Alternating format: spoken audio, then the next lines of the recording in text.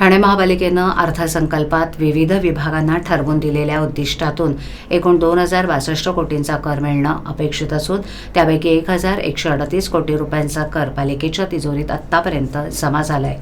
कर वसुलीची टक्केवारी 55% इतकी असल्याचं दिसून येत आहे. त्यामुळे पुढील 2 महिन्यात उर्वरित 924 कोटी रुपयांची कराची वसुली करण्याचं आव्हान पालिका प्रशासनापुढे. ठाणे महापालिका प्रशासनानं यंदाच्या अर्थसंकल्पात विविध विभागांना कर वसुलीचं उद्दिष्ट ठरवून दिले. या कर वसुलीतून 2,062 कोटी 41 लाख रुपयांचं उत्पन्न पालिकेला मिळणं अपेक्षित आहे. अर्थसंकल्पामध्ये मालमत्ता कर विभागाला 857 कोटी रुपयांच्या कर वसुलीचं उद्दिष्ट ठरवून देण्यात आले. मालमत्ता कर हा पालिकेच्या उत्पन्नाचा प्रमुख स्रोत मानला जातो.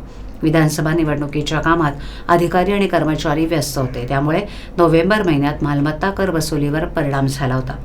निवडणूक संपताच ठाणे महापालिका आयुक्त सौरभ राव यांनी मालमत्ता कर वसुलीवर भर देण्यास सुरुवात केली. त्याचे सकारात्मक परिणाम डिसेंबर महिनाअखेर दिसून आले. कर वसुलीत वाढ होत असल्याचं चित्र होतं. असं असलं तरी पालिकेला डिसेंबर महिनाअखेर जेमतेम 50% इतकीच कर वसुली करणं शक्य झालंय.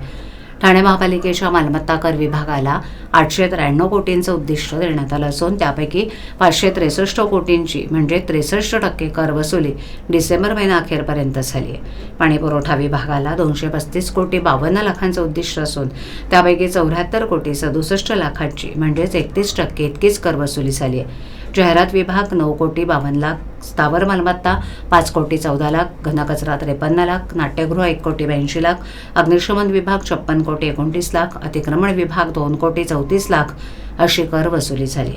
शहर विकास विभागाला 750 कोटींचं उद्दिष्ट देण्यात आलं होतं.